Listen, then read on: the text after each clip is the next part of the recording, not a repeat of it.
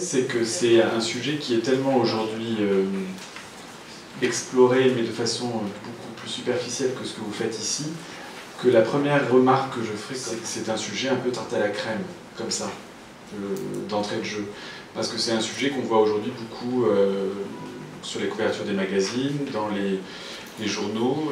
Je prends un exemple, la semaine dernière, Libération nous a gratifié d'un article d'une double page qui s'appelait H&M en mode soft power. La journaliste se permettait de parler d'une exposition, ce qui est très bien, sans nous avoir vraiment parlé, sans nous avoir posé de questions, et commencer à parler de cette marque avec, je dirais, mais des a priori, alors que justement, H&M fait partie de ces marques qui a imaginé aussi une nouvelle façon de faire travailler des artistes. Voilà. Avec plein d'idées préconçues, et toujours avec cette idée aussi, c'était un peu les expositions, l'argent, les artistes, d'où vient l'argent propre, l'argent sale. Ludovic, sur ce périmètre, on vous dit les artistes, première réflexion. Moi personnellement, je suis issu d'une école qui fait des arts appliqués, donc a priori l'art appliqué ne considère pas le graphiste comme un artiste, parce qu'en fait, en général, on travaille c'est un travail de commande. Et en fait, je pense que le périmètre est surtout là. Moi je sais qu'on a fait Logorama, le film, on s'est clairement posé la question d'une démarche schizophrénique, parce que nous on travaille que pour des marques, et d'un autre côté on allait faire un film qui va à l'encontre de toutes les marques. Car au final on ne demandait aucun droit à aucune marque, alors que normalement on est obligé de passer par des services juridiques. Donc là nous on s'est appuyé sur une démarche qui était de dire on va aller dans la liberté d'expression et le droit à la caricature qui est dans le droit français, qui n'est pas dans le droit américain, il faut savoir. Donc a priori, aux États-Unis, on aurait pu être interdit de séjour définitivement, et c'est plutôt notre lancement, notre manière de lancer le film qui a fait qu'au final on est passé à travers beaucoup d'écueils juridiques américains. Et moi je sais que les Américains nous ont dit qu'on a eu l'Oscar, ils nous ont dit mais pourquoi vous l'avez eu? Moi je pense qu'on a surtout eu parce qu'on a fait le film qu'ils n'ont pas été ou pas voulu faire pour des raisons purement juridiques en fait. Et après la forme. En soi, les Américains sont très forts pour faire ce genre de film, donc je pense que voilà, c'est l'interdiction et la démarche artistique là pour le coup qui a pris dessus sur. Alors votre premier regard sur cette liaison entre les artistes et les marques. C'est un peu contradictoire. Moi je vois, il y a une définition créative quand il est un bon artiste. Il est dans une logique évidemment en gros individuelle ou de groupe, ou d'amitié ou de communauté. Et que la marque, on ne voit pas dans une logique économique, et naturellement c'est une logique contradictoire. On va essayer de demander à Géraldine le secret de l'origine. Cette idée d'artiste et de marque, comment est-ce que c'est né? C'est né de cette envie de mieux comprendre comment aussi les marques peuvent créer du sens. Si elle apporte du sens, c'est parce que elle est incarnée par des valeurs et une idéologie qui, pour se nourrir, va besoin d'avoir de créativité d'artiste. C'est-à-dire qu'une marque sans valeur, aujourd'hui ça existe, hein, mais c'est quand même plus difficile. Et donc une marque avec des valeurs, pour que tout ça crée du sens, il faut que ce soit nourri, notamment avec des artistes qui ont cette liberté d'expression. Et c'est justement les artistes, entre guillemets, sans commande, et qui le font, et qui s'approprient la marque, et qui du coup la font vivre au-delà de ce que la marque aurait pu penser et espérer d'un point de vue du point de vue du manager. Le cœur de l'opération, c'est de se demander si dans cette liaison, il y a un vainqueur ou pas. Je pense, je reprendrai quand même la distinction qu'a fait Ludovic sur art appliqué et art, je sais pas quoi d'ailleurs, parce que ça c'est très français, c'est une vision qui est née au XVIIe siècle. Comme le disait Dominique Volton, c'était pas le cas à la Renaissance, c'est quelque chose qui s'est mis en place petit à petit, où finalement l'artiste c'est celui qui fait de la peinture, de la sculpture, un petit peu de l'architecture, et puis les autres finalement, ils sont un peu utiles, donc c'est un peu suspicieux. Aujourd'hui, ce genre de hiérarchie quand même a été, pour moi elle n'a pas de sens, parce que sinon je ne serais pas directeur du musée des arts décoratifs, parce que par définition, on considérait que ce ne sont que des arts mineurs, ce que je ne crois pas, parce que c'est pour moi les arts de la vie, les arts les plus essentiels. Donc mettons ça, je pense qu'il y a quand même en effet une distinction entre ce que des artistes et créatifs comme Ludovic, Studio H5 et d'autres peuvent vivre, puisqu'ils sont aussi dans un travail de commande aussi, très clairement, et ce qu'est aussi la vie aujourd'hui des grands artistes globalisés, on va dire. Et le meilleur exemple pour moi était hier soir à Versailles, l'inauguration de la très belle intervention contemporaine de Lafour Eliasson dans le château et dans le jardin, dans le parc de Versailles. Et je me suis surpris à un moment donné à féliciter Jean-Paul Claverie, qu'on connaît bien, qui est responsable de la fondation, qui est l'homme derrière la fondation Louis Vuitton. Et je me suis entendu dire à Jean-Paul Claverie à un moment donné, félicitations, c'est vraiment très bien. Et je me suis dit, mais c'est pas l'artiste, qu'est-ce que je raconte? Mais de façon induite et inconsciente, pour moi, Lafour Eliasson était un artiste Vuitton. Et je pense que là, on résume beaucoup de choses. C'est-à-dire que tout d'un coup, il n'y a pas que le champ économique aujourd'hui, on le voit bien, quand on parle de valeur, de créer des valeurs. Je pense que pour un plus large public, ça reste encore tout ça très inconscient et pas toujours très bien défini et bien exprimé. Par contre, le rayonnement culturel et artistique que ça peut avoir, ça c'est beaucoup plus direct. Et c'est bien pour ça que un musée comme le mien d'ailleurs entretient des liaisons quelquefois un peu dangereuses avec les grandes maisons de luxe, avec les marques, parce qu'évidemment, ils ont des bons sujets, ils ont des bonnes histoires, mais quelquefois évidemment ces histoires et ces sujets peuvent nous échapper parce que derrière il y a une force financière qui est colossale. Et cette force financière, elle a pas forcément, elle crée pas de la valeur intellectuelle et artistique en soi, mais elle permet de la nourrir. Et c'est, je crois aujourd'hui, l'ambiguïté totale de ça. J'avoue que moi j'ai du mal à me faire une philosophie pour savoir qui des deux tient l'autre, parce qu'en même temps, finalement, si les grandes maisons, les grandes marques courent après les artistes, c'est que les artistes les tiennent d'une certaine manière. Et en même temps, si les artistes acceptent de faire des choses avec ces grandes marques, c'est qu'elles leur permettent aussi de faire un certain nombre de choses. De votre côté, comment vous ressentez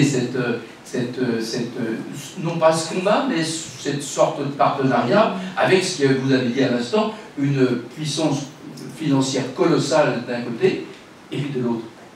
Alors moi en fait j'ai moi je prends comme un terrain de jeu, c'est comment on va réussir à s'exprimer et à occuper certains médias, à jouer avec les médias. Moi je sais comment je vais me servir des financements extérieurs pour financer, pour exprimer. Là on parle des artistes et des marques, mais les artistes et les marques c'est pour à un moment donné être du côté du récepteur. Donc à l'instant vous faisiez l'apologie de l'importance du récepteur. Alors, comment ceci peut être ressenti? Est-ce que le client, lui, décode ce que vous êtes en train de dire? C'est quand même un rapport économique, c'est des choses compliquées. Et je ne suis pas sûr que dans la durée, les disproportions financières sont telles que je ne suis pas persuadé que la capacité créative individuelle collective soit capable de résister à ce qu'elle représente comme argent, tout ça. Donc je pense qu'il y a un risque quand même de prolétarisation. Il y a toujours des commandes, toujours. Et là, c'est autre chose. L'échelle du capitalisme mondial, on ne l'a jamais vu comme ça. On l'a vu, mais à toute petite échelle. Venise et compagnie, c'était rien. Là, la spéculation financière, elle est mondiale. Voilà, la mode, les rapports de force, l'argent. Il y a beaucoup d'indépendance d'esprit quand on est du côté de la création. Il ne faut pas succomber à ça. Comment c'était l'état d'esprit au moment où vous avez donné les épreuves? En fait, nous, ce qui nous intéressait, c'est de comprendre ce qui se passait dans la tête des artistes.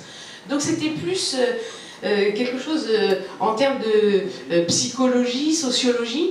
Et ce qui a été un enseignement énorme, c'est de voir l'évolution dans le temps, donc de voir comment la marque, l'utilisation de la marque par les artistes a énormément évolué. Hein, on passait du signe du réel, d'une époque ou d'un groupe social avec Manet, Cézanne, etc.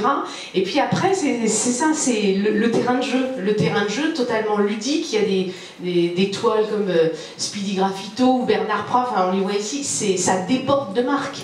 Après, évidemment, il y a autre chose. Il y a des dénonciations, voilà, comme Zeus, par exemple. Donc, finalement, la marque vit à travers ces artistes, en tout cas, qui se sont appropriés les signes, mais à leur manière. Donc, en fait, c'est une véritable leçon de liberté d'expression. Liberté d'expression, puisque, voilà, comme vous le disiez, là, aucune marque n'a donné son accord. Donc, c'est pour nous quelque chose de très riche pour boucler toute cette idée de la marque est au-delà de l'outil commercial et de l'outil économique. On est vraiment sur un objet social et culturel. C'est un sujet les marques? Est-ce que c'est un sujet fréquent ou bien tout au contraire, c'est une sorte d'épiphénomène? Comment vous le vivez, vous? C'est un mouvement perpétuel contre le pouvoir. Après, il a juste pris des aspects un peu différents. Donc, pour moi, c'est pas un épiphénomène. Après, je pense que la relation de Warhol dans les années 70 n'est pas la même qu'aujourd'hui. Lui, il avait une relation à la consommation. Je pense qu'on n'est plus du tout dans la consommation. Alors, à l'heure actuelle, on est sur une sorte de synthèse du pouvoir de la marque qui va plus loin que le produit. En fait, on est sur c'est une synthèse plus puissante. On comprend bien que les artistes apportent quelque chose, une singularité, une forme d'individualité de la marque, etc. Et en même temps, voilà, comme des garçons, enfin, Riccardo fait des sacs pour Vuitton aussi, parce que comme des garçons est très connu au-delà d'un certain cercle, je ne suis pas absolument certain non plus. Donc, tout ça est en effet assez relatif. Et je pense aussi que ça va mettre en perspective sur un champ historique très long. Les artistes ont toujours besoin d'argent et de moyens pour créer. Ils sont finalement, au regard de l'histoire et comment les 6 derniers siècles, assez peu nombreux à s'être finalement rebellés contre le système. Et ça serait intéressant de le faire sur le long cours. On va dire qu'elle est jusqu'en 1850-60. Les artistes sont quasiment sous assistance respiratoire des États. Et puis les marques ont pris le relais de la puissance publique. Alors aujourd'hui, il y a moins d'artistes officiels qu'il y en avait il y a 50 ans. C'est peut-être pas pire pour le système de l'art. Ce sera à voir, je pense que c'est presque plus simple. Mais les relais qui ont été pris, c'est le relais des marques et la puissance de l'art. Comment sortir de cette sorte de paradoxe?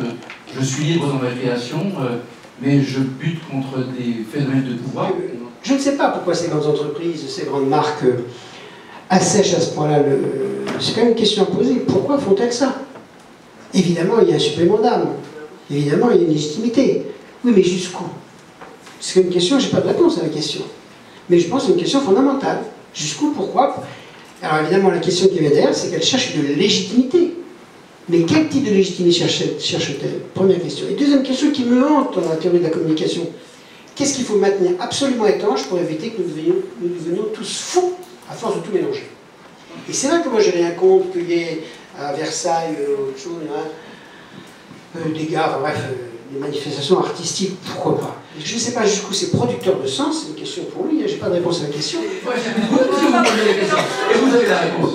Je voudrais réagir sur le mot assécher. Vous avez dit assécher, donc c'était l'argent qui assèche un peu la pratique. Oui, bien sûr qu'il y a un flocon en même temps, bien sûr. En même temps, c'est vraiment toutes les questions résumées en une. C'est-à-dire que ça assèche, mais en même temps, ça permet de le faire. Et c'est vrai qu'il y a finalement, le choix, il n'est pas énorme aujourd'hui. Il y a 3 voies. Soit les artistes sont sous assistance respiratoire de l'État, c'est comme un fait, pardon, mais ça existe. Soit les grands collectionneurs, donc, mettons en France, oui, en France. Soit de grands collectionneurs, grandes institutions, etc., alors avec un modèle différent en France ou dans le monde anglo-saxon, on peut revenir en un instant, et le domaine qui concerne Ludovic, et le domaine des arts appliqués, où finalement, je pense, la proportion est plus démocratique, si ça a un sens ici, parce que finalement, on peut choisir plus librement des objets, c'est-à-dire que le consommateur peut être en effet totalement envahi suggestivement de messages, etc. Sauf que, de certaine manière, si vous avez le choix entre plusieurs lampes et qu'il y en a une qui vous plaît et que tout d'un coup, je pense à Constance Grisset, qui est une designeuse française, qui a fait cette lampe Vertigo qu'on retrouve aujourd'hui partout dans le monde, et elle disait encore hier que ça va être encore plus parce qu'elle a plein de demandes, etc. Moi, je sais pas, mais ça interroge tout d'un coup. Oui, alors, je veux une question. En 2016, tout le monde, vous êtes à New York, vous êtes à Tokyo, et c'est même pas une question de globalisation parce que c'est pas de la médiatisation par la télévision ou par Google ou que sais-je, ou par Instagram. C'est tout d'un coup plein de consommateurs qui aiment. C'est peut-être cette troisième voie-là qui est aussi intéressante et qui est la plus libre et la plus... voilà. Jusqu'où la globalisation est un facteur de liberté de choix, et je suis tout à fait d'accord là-dessus. Et à partir de quand les effets de standardisation inévitables dans une échelle aussi vaste que 7,5 milliards d'habitants auront finalement des effets négatifs sur le contenu même de l'art. Et je voudrais prendre un exemple dans mon domaine. Pendant 30 ans, j'ai écrit comme plein de gens que plus il y aurait de tuyaux, plus il y aurait de liberté d'expression, plus il y aurait de diversité de contenu. Vous me suivez? Presse écrite, radio, télévision, Internet, les réseaux.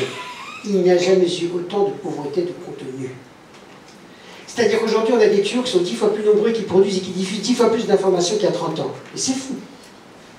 La diversité de ce qui est dans l'espace public, je prends l'Europe, la France, l'Allemagne, le monde occidental, est beaucoup plus faible qu'il y a 50 ans. Donc ça veut dire que la quantité n'a jamais eu d'impact qu'on pensait tous qu'elle aurait sur la qualité, c'est-à-dire sur la diversité, c'est ce qui est au cœur de l'art. Vous faites des prévisions sur ce rapport dans les temps qui viennent? Non, aucune prévision. Je ne gère pas le temps en fait. Moi, personnellement, maintenant j'ai beaucoup de jeunes étudiants, de stagiaires qui viennent et tout, et quand je vois les poches, je me dis, ils devraient être hyper en colère. Et en fait, moi, personnellement, c'est plutôt ça qui m'inquiète. Très bien. Merci pour ce propos. Comment voyez-vous une suite? Je partage là encore. Moi, je suis aussi assez étonné de ça, d'une sorte de résignation. Et même plus qu'une résignation, on voit que les esprits ont été assez transformés quand même par cet état de fait. Et quand on parle avec des jeunes gens aujourd'hui, il y a une sorte de fascination quand même pour ce monde-là qui manque quelquefois un tout petit peu de recul. Je pense que certaines marques ont pris conscience de ça quand même, parce qu'il y a eu beaucoup de polémiques ces dernières années dans ce rapport entre les marques et la culture et l'art. Nous, on a été très attaqués au moment de l'exposition Louis Vuitton Marc Jacobs. Moi, je n'étais pas encore là, mais l'exposition était nulle, ça c'est clair. Et ça a été extrêmement violent dans la presse, extrêmement violent. Et ça a été, je pense, pour moi, le début de une prise de conscience. Quand il y a une polémique où on attaque un musée qui reçoit une exposition, on peut être sûr que la polémique a aussi atteint la marque. Donc, de certaine manière, toutes ces marques commencent à se dire « Oh là, c'est pas mal de le faire, mais c'est pas toujours gagnant. On peut aussi s'en prendre plein la figure, et donc il faut faire très très attention. » De ce point de vue-là, les marques aussi réagissent de façon extrêmement diversifiée par rapport à ça. Et on voit même dans le rapport qu'on a avec elles aujourd'hui en termes professionnels, sémantiquement ça serait intéressant, on parle de moins en moins de marques quand on est dans une marque, on parle de maison. Alors ils disent territoire de marque, mais il y a ce côté, la maison Dior, la maison Hermès, il y a une sorte, voilà, on sent que le mot est devenu un gros mot. C'est la première chose. La deuxième chose, vous parliez des médias tout à l'heure, je pense que c'est là aussi un des sujets importants. Parce que ce rapport un peu, ces liaisons dangereuses, cette fuite en avant du rapport entre marque, maison, mettons, ce qu'on veut, et monde culturel, musée, etc., je crois que ça tient aussi beaucoup à une évolution beaucoup plus générale, beaucoup plus profonde. Hélas, l'éducation nationale privilégie beaucoup cette dimension événementielle aujourd'hui, y compris dans l'information, dans l'éducation, l'enseignement. Donc les choses de fond, c'est compliqué. Aujourd'hui, on va au Louvre à la rigueur pour voir la Joconde, et puis après Bastac aussi. Et moi, on vient dans mon musée pour voir les expositions temporaires, on ne vient pas dans mon musée pour voir les expositions permanentes, c'est-à-dire les collections, ce qui restera, ce qui est pérenne. Donc là, les médias, à mon avis, ont un gros boulot aussi, parce qu'à force de tirer dans tous les coins, avec aussi beaucoup, je dirais quelquefois, entre nous, beaucoup de partialité, parce que H&M s'est fait étrier dans Libération, parce que H&M, vous le savez, n'est pas un annonceur dans la presse. H&M concentre ses budgets de communication sur de l'affichage en zone urbaine, pas du tout dans la presse. Donc autant vous dire que les journaux, ils vont à cœur joie, c'est génial. La même journaliste avait écrit il y a un an un article dithyrambique sur l'exposition Cartier au Grand Palais, qui, de mon point de vue, n'était pas une bonne exposition du tout, qui était une exposition de publi-reportage, voilà, qui flirtait un peu avec le culturel en mettant vos copains Antoine et Emmanuel, en mettant 2-3 tableaux, etc. Mais au bout du compte, c'était comme une exposition de marque. Pardon, c'est parce que c'est au Grand Palais que c'était moins pire que chez moi, parce que c'est décoratif, on s'en prend plein la tronche en général. Voilà, cette journaliste, elle avait écrit à un an d'intervalle un papier dithyrambique sur Cartier, je n'ai pas vérifié, mais qui doit être annonceur de temps en temps dans Libération, certainement, et se permettait d'étrier une exposition chez nous, où il y a 2 modèles d'H&M, c'est pas une exposition sur H&M, c'est une exposition sur nos collections de mode, et H&M a fait un très gros chèque pour nous permettre de restaurer des œuvres qui n'ont jamais été montrées. Donc les médias aussi ont une lourde responsabilité.